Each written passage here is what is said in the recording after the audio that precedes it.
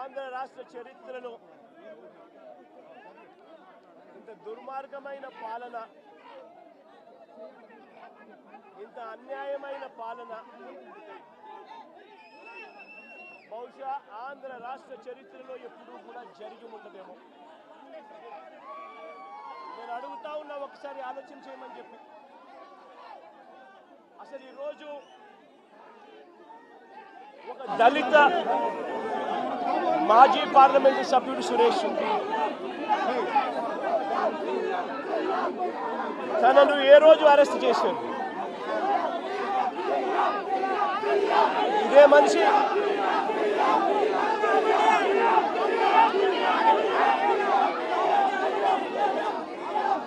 4వ తారీఖున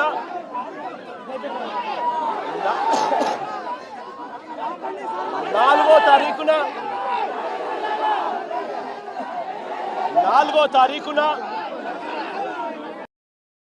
పూట 4వ తారీఖున రాత్రి పూట హైదరాబాద్కు వెళ్ళి సురేష్ను ఒక దళితుడిని, సురేష్ను ఒక ఎక్స్ ఎంపీని అరెస్ట్ చేశారు. నేను అడుగుతా ఉన్న, రాష్ట్రమంతా కూడా వర్షాలతో అతలాకుతలం అవుతా ఉన్న పరిస్థితులు. విజయవాడలో చంద్రబాబు నాయుడు గారి వ్యవహార శైలి వల్ల దాదాపుగా 60 మంది పైచీలకు మనుషులు చనిపోయిన పరిస్థితుల మధ్య చంద్రబాబు నాయుడు గారి ప్రభుత్వం పూర్తిగా కూడా చంద్రబాబు నాయుడు గారి గవర్నమెంట్ అన్ని రకాలుగా ఫెయిల్ అయి మొట్టమొదటిసారిగా 60 మందికి పైగా చనిపోయిన పరిస్థితుల మధ్య విజయవాడ అంతా అతలాకుతలం అవుతా ఉంటే టాపిక్ డైవర్ట్ చేసేందుకు ఒక దళిత ఎంపీని 4వ తారీఖు రాత్రిని అరెస్ట్ చేస్తారు. విజయవాడ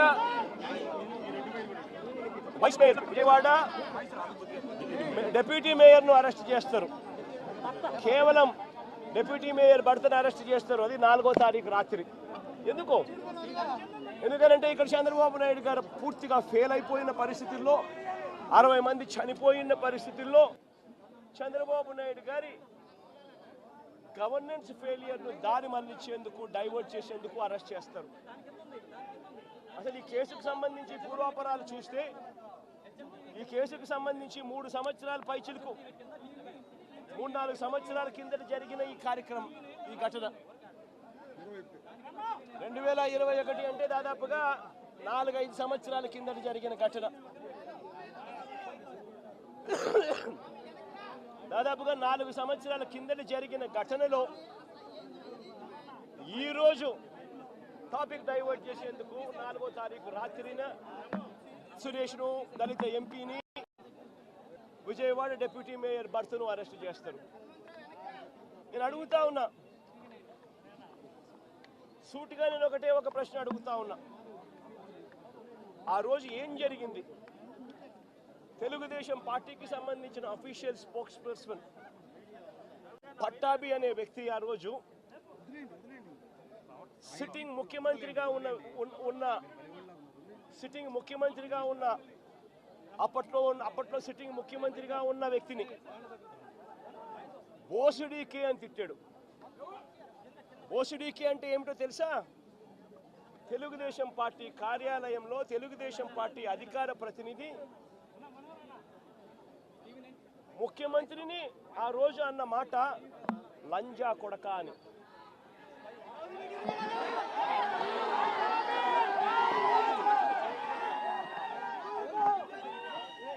నిజంగా ఆ మాదిరిగా ఒక వ్యక్తి తిడితే రాష్ట్ర వ్యాప్తంగా ఆ ముఖ్యమంత్రిని ప్రేమించే వాళ్ళు, వైఎస్ఆర్ కాంగ్రెస్ పార్టీని అభిమానించే వాళ్ళు, రాష్ట్ర వ్యాప్తంగా ఉన్న వాళ్ళందరికీ కూడా కడుపు మండదా? ఎవరైనా చెబితేనే వాళ్ళు వచ్చి చేస్తారా? కడుపు మండిన వాళ్ళు, ఈ అన్యాయాన్ని చూడాలనుకునే వాళ్ళు, చూడకూడదు అని అనుకునే వాళ్ళు కొంతమంది తెలుగుదేశం పార్టీ ఆఫీస్ దగ్గరికి వెళ్ళి అటువైపు నుండి తెలుగుదేశం పార్టీ వాళ్ళు తప్పు చేసిందే కాక ధర్నా చేయడానికి వచ్చిన వాళ్ళ మీద దాడి చేయడానికి కూడా ప్రయత్నం చేశారు.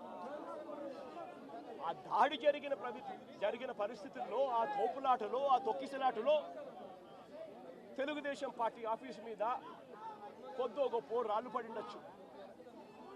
నేను అడుగుతా ఉన్నా, ఆ జరిగిన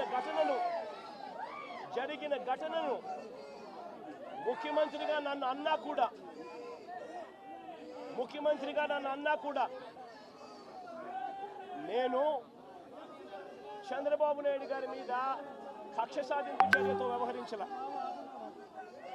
రాళ్ళు పడినాయి అని చెప్పి ఎప్పుడైతే తెలిసిందో వెంటనే అటువంటి ఆ ఘటనకు పోయిన వాళ్ళందరినీ కూడా ఎవరెవరు పోయారు అని చెప్పి ఆధారాలు చూసి అక్కడ ఉన్న సీసీ కెమెరాలో, అక్కడ ఉన్న ఒక్కొక్క సెల్ ఫోన్ లొకేషన్స్, ఇవన్నీ ఆధారాల మేరకు చూసుకొని ఎవరెవరైతే పోయారో వాళ్ళందరినీ కూడా 41A ఇచ్చి వాళ్ళందరినీ కూడా అరెస్ట్ చూపించి కోర్టులో ప్రొడ్యూస్ చేయడం కూడా జరిగింది.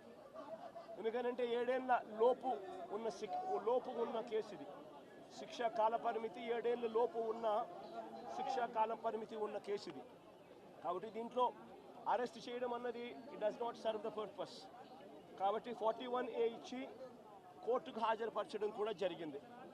మన ఇంత నిబద్ధతతో ఆ రోజు మేము అడుగులు వేసాం.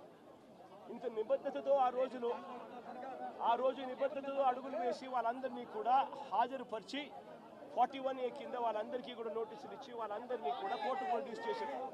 నేను అడుగుతా ఉన్నా, ఈరోజు సురేష్ కానీ లేకపోతే వీళ్ళు అరెస్ట్ చేసిన డిప్యూటీ మేయర్ హస్బెండ్ కానీ వీళ్ళల్లో ఏ ఒక్కరైనా కూడా ఆ రోజు కనీసం లొకేషన్లో ఉన్నారా? వీళ్ళ సెల్ ఫోన్లు ఎక్కడున్నాయో ట్యాగ్ చేస్తే తెలియదా? తెలుగుదేశం పార్టీ ఆఫీసులో సీసీ కెమెరాలు ఉండవా? ఆ సీసీ కెమెరాల ఫుటేజ్ చూస్తే తెలీదా? మరి అలాంటప్పుడు వీళ్ళెవరూ లేనప్పుడు 4 ఏళ్ల తర్వాత జరిగిన ఘటనలో మీరు ఇష్టం వచ్చినట్టుగా ఇప్పుడు మళ్ళీ దాన్ని తవ్వి దాంట్లో ఫాల్స్ విట్నెస్లని జోడు చేసి దాంట్లో ఉన్న వాళ్ళందరినీ భయపడిచి ప్రలోభాలు పెట్టి వాళ్ళతో లేనిపోని పేర్లన్నీ రాయిచ్చేసి నీ ఇష్టం వచ్చినట్టుగా నువ్వు అరెస్టులు చేయడం మొదలు పెడతా ఉన్నావు. రాష్ట్ర వ్యాప్తంగా కూడా ఇదే జరుగుతూ ఉంది. ఈ ఒక్క కేసే కాదు, ఇదే మాదిరిగానే రాష్ట్ర వ్యాప్తంగా కూడా జరుగుతూ ఉన్నాయి. పోలీసులు ఏ స్థాయికి దిగజారిపోతా ఉన్నారు అనంటే అటువంటి పాత కేసులలో కావాలని వీళ్ళే తప్పుడు సాక్ష్యాలు క్రియేట్ చేస్తూ ఉన్నారు. విట్నెస్లను వీళ్ళే బెదిరించి, వీళ్ళే ప్రలోభపెట్టి, వీళ్ళే తప్పుడు పేర్లు ఇరికిచ్చి వీళ్ళే కేసుల్లోకి తీసుకొచ్చే కార్యక్రమం చేస్తూ ఉన్నారు. నేను అడుగుతా ఉన్నది ఒకటి, ఒక తప్పుడు సాంప్రదాయానికి మీరు నాంది పలుకుతా ఉన్నారు. ఇదే గన కొనసాగితే నేను చెప్తా ఉన్నా, మీ ప్రభుత్వం ఎల్లకాలం ఉండదు.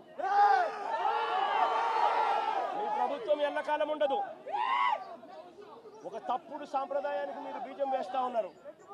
ఇదే తప్పుడు సాంప్రదాయం ఒక సునామీ అవుతుంది. రేపొద్దున మీ నాయకులందరికీ కూడా ఇదే గతి పడుతుంది. ఇదే జైల్లోనే మీరంతా కూడా ఉంటారు. ఇది కూడా గమనించుకోండి అని చెప్తా ఉన్నా. ఒక తప్పుడు సాంప్రదాయానికి మీరు నాంది పలుకుతా ఉన్నారు. ఒక తప్పుడు పద్ధతికి మీరు నాంది పలుకుతా ఉన్నారు.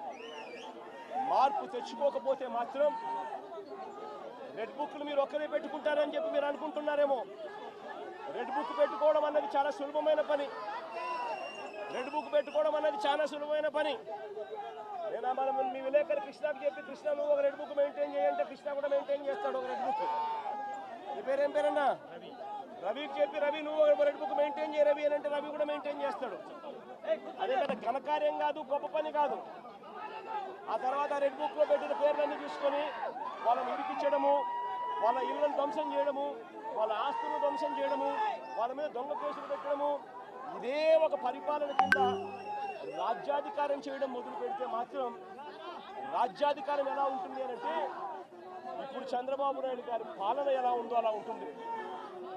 చంద్రబాబు నాయుడు గారి ప్రభుత్వం వచ్చి 3-4 నెలలు కూడా కాయిపోలా. ఈ 3-4 నెలల్లో చంద్రబాబు నాయుడు గారి పరిపాలన ఎంత దారుణంగా ఉంది అని అంటే నిజంగా నాకు ఆశ్చర్యం కలిగించే విషయాలు, ఆశ్చర్యం కలిగించే విషయాలు కనిపిస్తాయి. ఇదే పెద్ద మనిషి చంద్రబాబు నాయుడు గారు ఎంత రెడ్ బుక్ పాలనలో నిమగ్నమై ఉన్నాడు అని అంటే, పరిపాలన ఎంత గాలికి వదిలేశాడు అని అంటే, ఇదే పెద్ద మనిషి చంద్రబాబు నాయుడుకు తుఫాను వస్తూ ఉంది అని సంకేతం తెలుసు. బుధవారం నాడే తుఫాను, శుక్రవారం సాయంత్రం నుంచి తుఫాను రాబోతా ఉంది, భారీ స్థాయిలో వర్షాలు పడతాయి, అతి భారీ వర్షాలు కురుస్తాయి శుక్రవారం సాయంత్రం నుంచి అని తనకు అలర్ట్ వచ్చింది. బుధవారం నాడే చంద్రబాబు నాయుడు దగ్గర బుధవారము, గురువారము, శుక్రవారం మధ్యాహ్నం దాకా టైం ఉండేది. కానీ చంద్రబాబు నాయుడు గారు అనే వ్యక్తి ఎంతగా ఈ మనిషి రెడ్ బుక్ పాలన మీద ధ్యాస పెడతా ఉన్నాడో తప్ప ప్రజల మీద, ప్రజల అగసాట్ల మీద ధ్యాస పెట్టడం లేదన్న దానికి ఇదే నిదర్శనం.